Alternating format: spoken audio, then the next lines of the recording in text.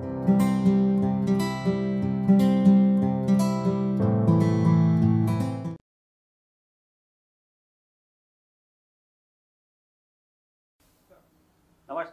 गोपाळ कुलकर्णी माध्यम वृत्तसेवेमध्ये आपलं मनापासून स्वागत करतो।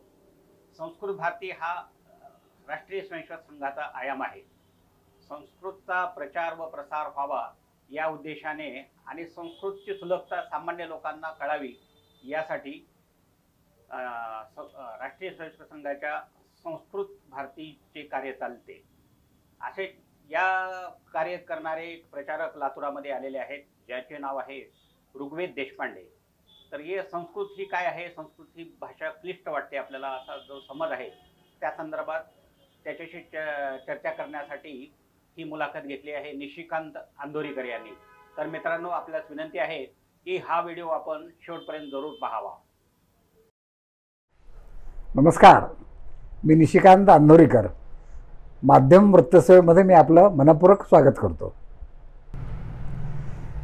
संस्कृत भारती हा एक संस्कृतच्या प्रचारासाठी एक आयाम आपल्याकडे कार्यरत आहे। संस्कृत भाषा ही क्लिष्ट आहे, सर्वसामान्य माणसांना समजत नाही असा एक गैरसमज सगळ्यांच्याकडे आहे।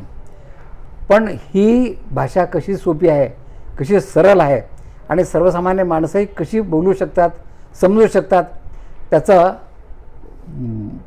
प्रात्यक्षिक आपल्याला आज मिळणार आहे। संस्कृतचा अशा प्रकारची सहजता सांगण्यासाठी एक संस्कृत भारतीचे एक प्रचारक आपल्याकडे आलेले आहेत। ते आहेत ऋग्वेद रवींद्र देशपांडे। मी त्यांना म्हणतो की त्यांनी थोडासा अजून सविस्तर परिचय आमच्या प्रेक्षकांच्यासाठी द्यावा। नमो नमः ऋग्वेद। नमो नमः। आमच्या प्रेक्षकांच्यासाठी तुझा थोडासा सविस्तर परिचय करून दे ना। नमो नमः सर्वेभ्यः। अहम ऋग्वेदः रवीन्द्रः देशपांडे। अहम मूलतः संभाजीनगरस्य निवासी अस्मि। अहम BA संस्कृत द्वितीयवर्षे नाशिकनगरे पठामि। अधुना अहम संस्कृत भारत्याः विस्तारकरूपेण कार्यरतः अस्मि।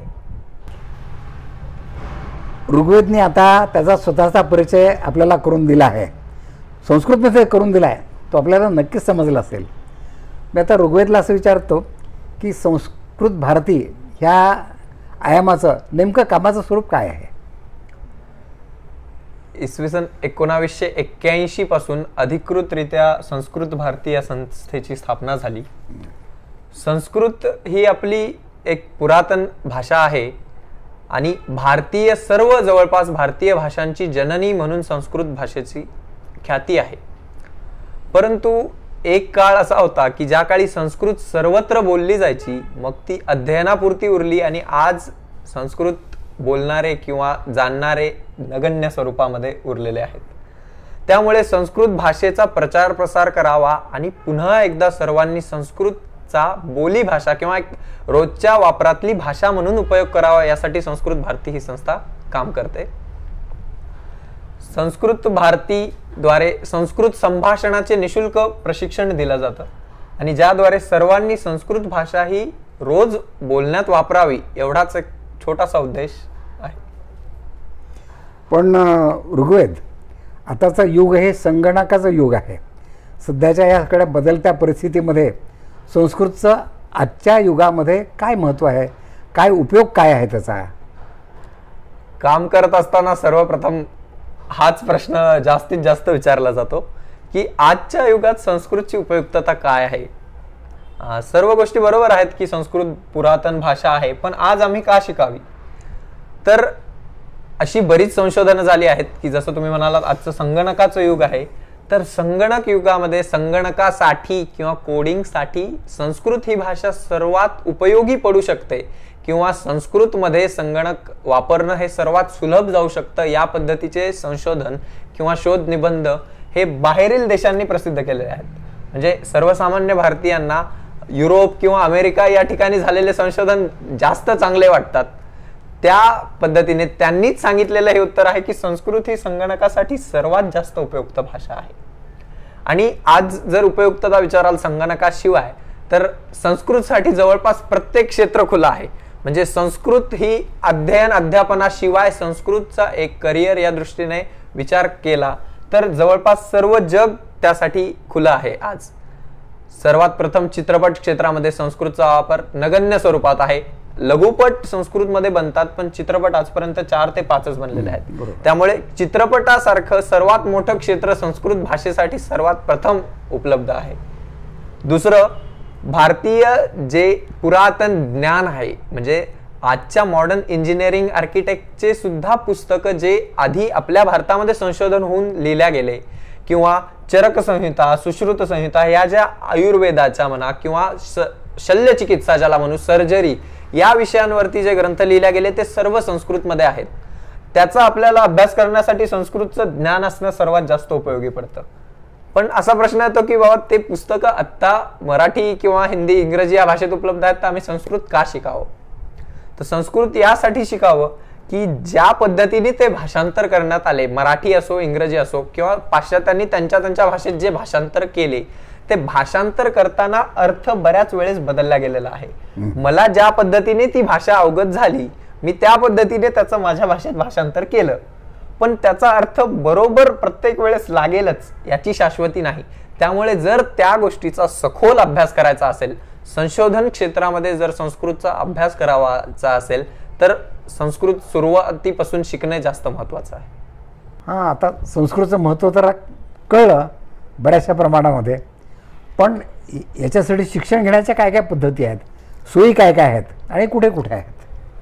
सर्वात प्रथम आत्ता सांगितल्यासारखं संस्कृत शिक्षणासाठी भाषांतर पद्धत किंवा ज्याला ट्रान्सलेट मेथड म्हणतो ती वापरण्यासाठी बिलकुल अयोग्य पद्धत आहे. कारण त्यामधून बऱ्याच वेळेस अर्थ बदलला जातो. त्यामुळे संस्कृत भारतीने जी पद्धत विकसित केली आहे, संस्कृत भारतीचे 10 दिवसांचे जे संभाषण वर्ग चालतात किंवा शिबिर चालतात त्यामध्ये संस्कृत माध्यमातून संस्कृत शिकवणे. जसं आपण मराठी हे मराठी माध्यमातूनच शिकतो आणि त्या वातावरणात असल्यामुळे ऐकून ऐकून बरोबर मराठी बोलायला लागतो, त्याच पद्धतीने जर संस्कृत माध्यमातून संस्कृत शिकलो तर ते लवकर आत्मसात होईल. संस्कृत भारतीच्या शिबिर जर आपण कोणी केलं असेल तर त्यामध्ये कृती करून किंवा कशा पद्धतीने या वस्तू दाखवून त्याचं नाव सांगून त्याचा उपयुक्तता संस्कृतमध्ये कसं बोलावं हे शिकवलं जातं. आपण म्हणतो की मी शाळेत जातो, याला मला संस्कृतमध्ये कसं बोलावं हे सांगा, पण हे सांगण्यापेक्षा जर वर्गामध्ये डायरेक्ट अहम पाठशालाम गच्छामी कृती करून दाखवलं तर ते समोरच्याच्या मनावरती जास्त चांगल्या प्रमाणात बिंबतं आणि त्याला लवकर आत्मसात केलं जातं. अशी पद्धत संस्कृत भारतीने विकसित केली आहे. आज जवळपास 18 ते 23 देशांमध्ये संस्कृत भारतीचं काम चालतं. कुठेही गेलात तर तीच पद्धत येईल. म्हणजे तुमची मातृभाषा कुठलीही असो तुम्हाला संस्कृत तेवढंच येईल जेवढं दुसऱ्या मातृभाषा, म्हणजे समजा महाराष्ट्रामध्ये एखादा तामिळ मातृभाषी व्यक्ती शिकतोय संस्कृत भारतीच्या वर्गात तर त्यालाही संस्कृत तेवढंच समजेल जेवढं मराठीवाल्याला समजेल. त्यामुळे अडचण आली तर दोघांना सारखीच येईल. त्यामुळे शिकलात तर दोघंही त्याच प्रमाणात शिकल्या जातील आणि संस्कृत वातावरणातून शिकल्यामुळे चांगल्या पद्धतीने ते शिक्षण होईल असं वाटतं. ठीक आहे, आता या पद्धतीने शिक्षण घेत जातील, पण आज असं शिक्षण घेतलेले किंवा शिक्षण घेण्यास इच्छुक असलेले असे भारतभरात प्रदेशामध्ये काय स्थिती आहे? नेमकी संस्कृतची सध्याची स्थिती काय आहे? 2011 मध्ये जवळपास 1300 कुटुंब संस्कृत कुटुंब म्हणून होते. म्हणजे ज्या कुटुंबाची पूर्णतः भाषा ही संस्कृत आहे आणि तो आकडा 2015 मध्ये 1900च्या वर गेला आणि आज तो 4000पेक्षा जास्त आहे. म्हणजे त्या घरामध्ये बोलणारी प्रत्येक व्यक्ती संभाषण ही संस्कृत मध्येच करते आणि त्या घरात जन्मणारं प्रत्येक बाळाची मातृभाषा ही सुद्धा संस्कृत होते. एक लोकसंख्येच्या आकडेवारीनुसार जर आपण पाहिलं तर जवळपास 17 ते 18 हजार व्यक्तींची भाषा प्रथम व द्वितीय ही संस्कृत आहे. पण तो भारताच्या लोकसंख्येच्या नुसार खूप नगण्य आकडा आहे, पण एक सुरुवात म्हणून याकडे पाहायला काय हरकत आहे. आज आपल्या स्वतःपासून सुरुवात होईल, मग कुटुंब, गाव आणि हळूहळू देश संस्कृत बोलेल. सध्या देशभरात 5 गाव आहेत जिथे संस्कृत भाषा ही त्या गावाची बोली भाषा म्हणून वापरली जाते. म्हणजे उच्चवर्णीयांची भाषा नसून संस्कृत ही प्रत्येकाची भाषा आहे हे आपल्याला पाहायला मिळू शकतं. कर्नाटकातील शिमोगा जिल्ह्यामध्ये मुत्तूर अथवा मत्तुरू नावाचं गाव आहे ज्या गावात जर आपण गेलात तर भात शेतीवरती काम करणारे मजूर सुद्धा संस्कृतमध्ये बोलतात आणि ते जर संस्कृत बोलू शकतात तर उच्च शिक्षित लोक संस्कृत का बोलू शकत नाहीत? 5 पैकी 2 कर्नाटकात, 2 मध्य प्रदेश व 1 राजस्थानामध्ये गाव आहे. संस्कृत भारतीच्या प्रयत्नामुळे जे संस्कृत ग्राम या नावानेच त्यांची ख्याती पसरलेली आहे. त्या गावात तुम्हाला आणि संस्कृत सर्वांना समजते, फक्त बोलण्यासाठी थोडी सरावाची जास्त गरज असते. त्या गावात जर आपण जाऊन राहिलात तर तुम्हाला ते सर्व काय बोलतात आणि कशा पद्धतीने बोलतात हे पाहून इच्छा होईल की बा मी सुद्धा संस्कृतमध्ये बोलावं. त्यामुळे नक्की तुम्ही ते पाहावे. तुझ्या बोलण्यामध्ये आत्मविश्वास तर भरपूर आहे. तू आता त्या संस्कृत प्रचाराचंच काम करतो आहेस, त्याच्यामुळे हा आत्मविश्वास तुझ्याकडे असायलाच पाहिजे. पण आम्हाला शंका अशी वाटते की भवितव्य काय नेमकं आपल्या संस्कृत भाषेचं भवितव्य काय आहे? उज्ज्वल भवितव्य आहे का अशीच रडत खडत चालेल संस्कृत भाषा? याच्याबद्दल तुझं काय मत आहे? माझं जर मत विचाराल तर येणारे काही दिवस, पुढील 40-50 वर्षामध्ये संस्कृत भाषेला पुन्हा एकदा बऱ्यापैकी छान दिवस येऊ शकतात. छान या अर्थाने की एक काळ होता ज्यामध्ये संस्कृतला खूप चांगले दिवस होते, पण ते काही काळानंतर जरा काळाच्या ओघामध्ये मागे पडले. ते दिवस पुन्हा येण्याचा पहिला दुसरा टप्पा आपण पार केलेला असेल असं मला निश्चित वाटतं. म्हणजे संस्कृतला आगामी काळामध्ये खूप जास्त महत्त्व प्राप्त होणार आहे. सध्याच्या नवीन शिक्षा नीतीमध्ये सुद्धा संस्कृत भाषेला जास्त महत्त्व दिलेलं आहे. त्यामुळे संस्कृत भाषेला खूप चांगले दिवस लवकरच येतील अशी माझी नक्कीच खात्री आहे. यांची काही अखिल भारतीय किंवा जागतिक अशी अधिवेशनं होतात का? आता ज्या प्रदेशामध्ये कामं आहेत असं म्हणता, तर त्यांचं असं काही अधिवेशन झालं आहे का आपल्या इथे? त्याचा अनुभव काय आहे? जर आत्ताच सांगायचं तर कोरोनाच्या पूर्वी 2019 मध्ये दिल्ली जे आंतरराष्ट्रीय मुख्यालय आहे संस्कृत भारतीचं, तिथे विश्व संस्कृत संमेलन झालं होतं, ज्यामध्ये 18 ते 20 देशांचे दायित्ववान कार्यकर्ते व भारतामधील 543 जिल्ह्यांमधले प्रांतांमधले कार्यकर्ते तिथे उपस्थित होते. 3 दिवस पूर्णतः संस्कृतमय वातावरणामध्ये बऱ्याच मोठ्या भारतीय सरकारमधील केंद्र सरकारमधील व्यक्ती, मंत्री यांच्या उपस्थितीमध्ये संस्कृतमय वातावरणात पूर्ण संस्कृतमध्ये तो कार्यक्रम पार पडला. आपल्याला ऐकायला आनंद वाटेल की भारतीय वंशाचे बाहेर गेलेले इथे येऊन बोलले नाहीत, तर मूळ त्याच देशातले त्याच वंशीय लोक पूर्णपणे संस्कृतमध्ये बोलत होते. हे पाहून एक डोळ्याचं पारणं फिटेल या पद्धतीचा तो अनुभव होता. म्हणजे मी त्याला उपस्थित नव्हतो, पण मी ज्यांचे अनुभव ऐकले त्यावरून तरी मी असायला पाहिजे होतो अशी माझी नक्कीच भावना होती. असे अजून किती विस्तारक देशभर काम करतात असं काही सांगता येईल का? ते सांगता येणं कठीण आहे, पण संस्कृत भारतीचे पूर्णकालीन काम करणारे बरेच जण आहेत जे पूर्ण आयुष्यभर, जसे प्रचारक म्हणू शकतो ज्यांना, त्यांचं नाव फक्त पूर्णकालीन हे नाव येतं किंवा पूर्णकालिक संस्कृतमध्ये नाव येतं. तर असे बरेचसे व्यक्ती आहेत जे अखिल भारतीय स्तरापर्यंत किंवा भारतामधून विदेशामध्ये संस्कृत भाषेचा प्रचार प्रसार करण्यासाठी गेलेले आहेत. आणि प्रतिसादाबद्दल जर सांगायचं झालं तर भारतापेक्षा जास्त चांगल्या पद्धतीचा प्रतिसाद आणि उत्साह बाहेरच्या देशात पाहायला मिळतो. ही थोडीशी आनंदाची सुद्धा आणि थोडीशी दुःखाची सुद्धा बाब आहे. बरोबर. बरं ऋग्वेद, समाजाचा संस्कृतकडे पाहण्याचा दृष्टिकोन कसा असावा? लाभाचाच फक्त असावा का ज्ञानाचा असावा? याच्याबद्दल काय सांगता येईल? सध्या जर पाहिलं तर शालेय विद्यार्थ्यांचा संस्कृतकडे पाहण्याचा दृष्टिकोन हा फक्त 10वी किंवा 12वी मध्ये 100 पैकी 100 मार्क मिळवण्यापुरता असतो. बरोबर आहे. आणि जी खूप खंत आहे, म्हणजे एक मार्क देणारा विषय संस्कृत आहे, पण त्याकडे जर आपण एक ज्ञान देणारा आणि सोपी भाषा या पद्धतीने जर पाहिलं तर आपल्यासाठी जास्त उपयोगाचं ठरू शकतं. म्हणजे भारतीय जवळपास प्रत्येक भाषेमधले शब्द हे संस्कृत मधूनच आलेले आहेत. आपण रोजच्या वापरात असे कितीतरी शब्द बोलतो जे संस्कृत आहेत, फक्त आपल्याला माहित नाही की ते संस्कृत आहेत. सगळ्यात सोपा शब्द आपण शंका आहे का असं विचारतो, तर शंका हा शब्द संस्कृतच आहे, जो मराठीत आपण जशाच तसा वापरतो. म्हणजे असं म्हटलं जातं मल्याळम जी केरळची भाषा आहे तिथले 80 ते 90% शब्द हे जशाच तसे संस्कृत आहेत. म्हणजे जर तुम्हाला संस्कृत आली तर तुम्ही मल्याळम भाषा सोप्या पद्धतीने शिकू शकाल. त्याचप्रमाणे मराठी किंवा हिंदी मधले 50 ते 60% शब्द जशाच तसे संस्कृत आहेत. त्यामुळे समोरचा संस्कृतमध्ये बोलतोय तर ते आपल्याला जवळपास समजतं, फक्त बोलण्यासाठी सराव आवश्यक असतो, जो सराव आपण करावा नियमित. आणि मार्कापेक्षा जास्त भाषा म्हणून, आणि आपली भाषा, आपल्या देशाची भाषा. आता संस्कृत भाषेचा एक असा उपयोग होऊ शकतो की आपल्या देशामध्ये जे भाषा भेद आहेत, म्हणजे विविधता असावी पण त्यावरून भेदभाव नसावा. म्हणजे मी मराठी आहे आणि तू हिंदी भाषिक आहेस तर मी तुझा द्वेष करेल, यापेक्षा आपण सर्व संस्कृत भाषिक बनू आणि देशाला पुढे नेण्यासाठी जास्त चांगल्या पद्धतीने मार्गक्रमण करावं असं मला वाटतं. ठीक आहे, पण शिक्षणासाठी नेमक्या योजना काय काय आहेत? समजा मला संस्कृत शिकायची इच्छा झाली किंवा अजून माझ्या मुलांना संस्कृत शिकवायचं असेल तर त्यासाठी आपल्या योजना काय काय आहेत? तर संस्कृत भारतीचं सर्वात प्रथम 10 किंवा 12 दिवसांचं रोज 2 तासांचं निशुल्क संभाषण शिबिर आयोजित केलं जातं ठिकठिकाणी, म्हणजे गावात, शहरात, वस्तींमध्ये. आणि त्या शिबिरासाठी संस्कृतच्या पूर्वज्ञानाची सुद्धा आवश्यकता नाही काही. म्हणजे मला काहीही संस्कृतचं ज्ञान नाही पण मला शिकण्याची इच्छा आहे तर मी शिकू शकतो. त्याला जात, धर्म, वय, लिंग या कुठल्याही गोष्टीचा काहीही भेद तिथे ग्राह्य धरला जात नाही. तुम्ही कोणीही असाल, फक्त तुमची इच्छा महत्वाची असते, मी संस्कृत शिकावं. याशिवाय पत्राचारद्वारा संस्कृतम म्हणून योजना चालते 10वीच्या पुढच्या व्यक्तींसाठी, ज्यांना म्हणजे आता जर माध्यम भाषेमध्ये म्हणजे 7 ते 8 भारतीय भाषांमध्ये आपण ते योजना स्वीकारू शकतो. मराठी जर असेल तर मराठी वाचता यावं एवढाच त्यासाठी अट आहे. तुम्ही त्याच्या 4 परीक्षा असतात, प्रवेश, परिचय, शिक्षा आणि कोविद. या 4 टप्प्यामध्ये 6 महिन्यांच्या अंतराने तुम्ही अभ्यासक्रम पूर्ण करावा आणि परीक्षा द्यावी.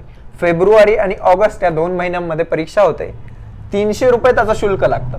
ते शुल्क फक्त पुस्तकाचं लागतं, शिक्षणाचं शुल्क लागत नाही. पुस्तक छपाईसाठी जो खर्च येतो तो खर्च तुमच्याकडून घेतला जातो आणि त्याद्वारे तुमची परीक्षा देऊन 4 परीक्षांनंतर तुम्ही संस्कृत मध्ये बऱ्यापैकी पांडित्य किंवा ज्ञानी बनाल ही गॅरंटी.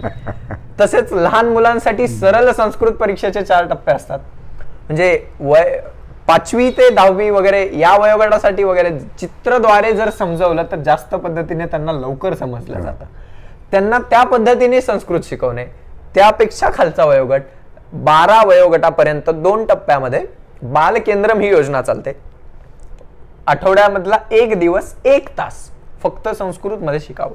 त्यामध्ये त्यांना विविध संस्कार किंवा बोधकथा, हास्यकनिका, ज्याला आपण जोक किंवा विनोद म्हणू शकतो, गीत, सर्व काही संस्कृत मध्ये शिकवलं जातं. त्याच सोबत रोजच्या वापरातले छोटेसे शब्द.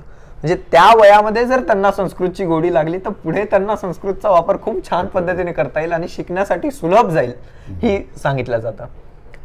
संस्कृत भाषेमध्ये एक गीत आहे, सुरस सुबोधा विश्व मनोज्ञा ललिता हृदया रमणीया अमृतवाणी संस्कृत भाषा नैव क्लिष्टा नच कठीणा. म्हणजे संस्कृत भाषा ही क्लिष्ट आणि कठीण ही कधीच नाहीये. फक्त आपल्या समाजामध्ये चुकीचा प्रसार केला जातो की बाबा संस्कृत खूप कठीण आहे, कारण त्या व्यक्ती शिकण्याचा प्रयत्नच करत नाही किंवा चुकीच्या माध्यमातून शिकला जातो. संस्कृत भाषा ही खूप सोपी आहे आणि सर्वांनी ती शिकावी. त्यामुळे संस्कृत भारतीची वेबसाईट आहे, जर अधिक माहितीसाठी कोणाला पाहिजे असेल, SAMSKRITA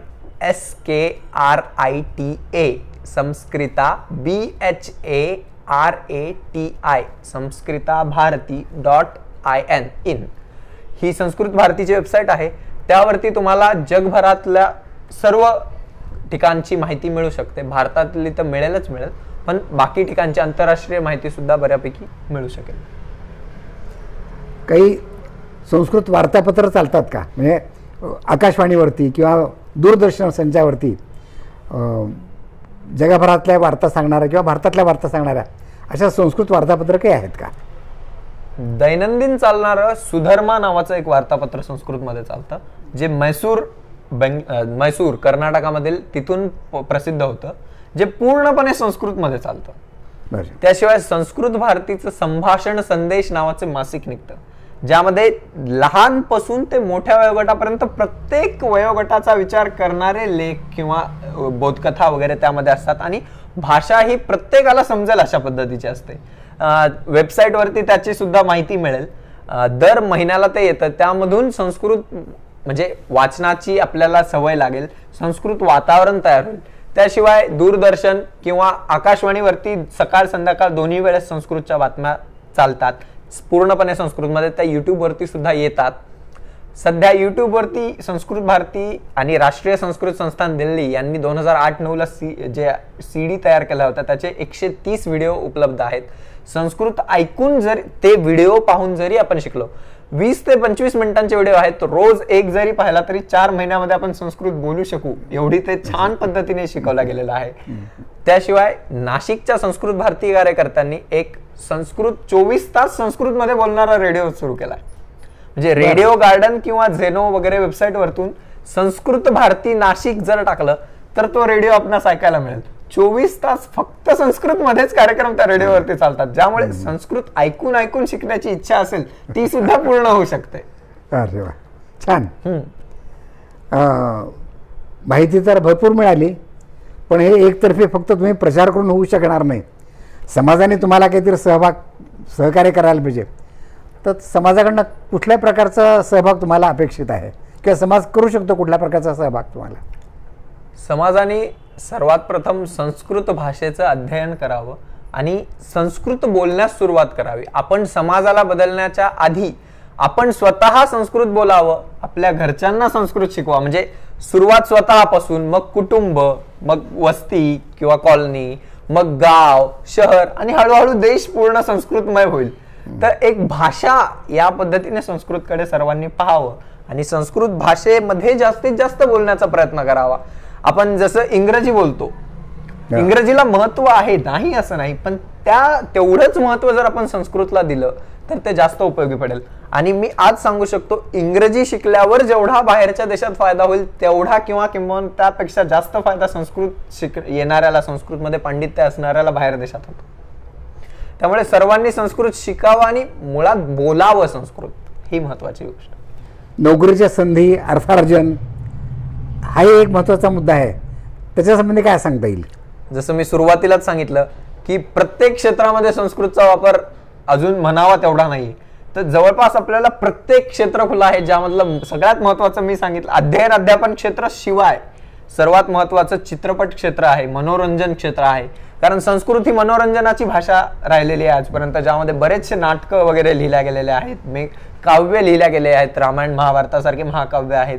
त्यामुळे मनोरंजन क्षेत्रात त्याला आधुनिकतेची जोड देऊन जर संस्कृतचा वापर केला तर जास्त उपयोगी पडू शकतो. बाकी जे भारतीय पुरातन दर्शन वगैरे आहेत, जे शास्त्र आहेत, हे शिकवण्यासाठी, याचा प्रचार प्रसार करण्यासाठी संस्कृतचा उपयोग होतो. आणि सर्वात आधी संस्कृत आपण शिकावी आणि मग त्यामध्ये आपणच स्वतः संधी निर्माण कराव्यात. की काय म्हणजे सध्या मला नोकरी मिळते म्हणजे स्वतःच्या स्वार्थासाठी एखादी गोष्ट करण्याऐवजी जर ती गोष्ट करून नंतर जर थोडासा स्वार्थाचा विचार केला तर जास्त उपयोगी पडेल. म्हणजे अर्थार्जन महत्वाचं आहेच, पण ते करण्यासाठी खूप वाटा आहेत. म्हणजे संस्कृत करून काय करणार हे म्हणण्यापेक्षा काय करू शकणार नाही या गोष्टीचा विचार करावा. चला, धन्यवाद. खूप चांगली माहिती मिळाली आहे. आपण ही संस्कृतशी खूप परिचित आहोत. खरं आपण रोज जी स्तोत्र देवापुढे म्हणतो, ही कितीतरी स्तोत्र संस्कृतमध्ये आहेत. ती आपल्याला मुखोद्गत आहेत. फक्त आपल्यालाच नव्हे, आपल्या लहान लहान मुलांनासुद्धा ती पाठ आहेत. म्हणजे ऋग्वेदचा जो विश्वास आहे, आत्मविश्वास आहे की संस्कृत ही नक्कीच ऊर्जितावस्थेला येईल, ती नक्कीच येईल असं आपल्या स्वतःच्या अनुभवावरून वाटतं मला. ऋग्वेदकडून आपण आता भरपूर माहिती आपल्याला संस्कृतची मिळाली आहे. आपण हा व्हिडिओ पाहून आपल्याला हा व्हिडिओ कसा वाटला, त्याच्याबद्दल आपलं काय मत आहे हे आमच्या कॉमेंट बॉक्समध्ये आपण याच्याबद्दल जरूर प्रतिक्रिया द्याव्यात. जयतु संस्कृतम, जयतु भारतम. कॅमेरामन ईश्वर देशमुखसह मी गोपाळ कुलकर्णी, माध्यम वृत्तसेवा. आमच्या चॅनलला लाईक, शेअर आणि सबस्क्राईब करा. धन्यवाद.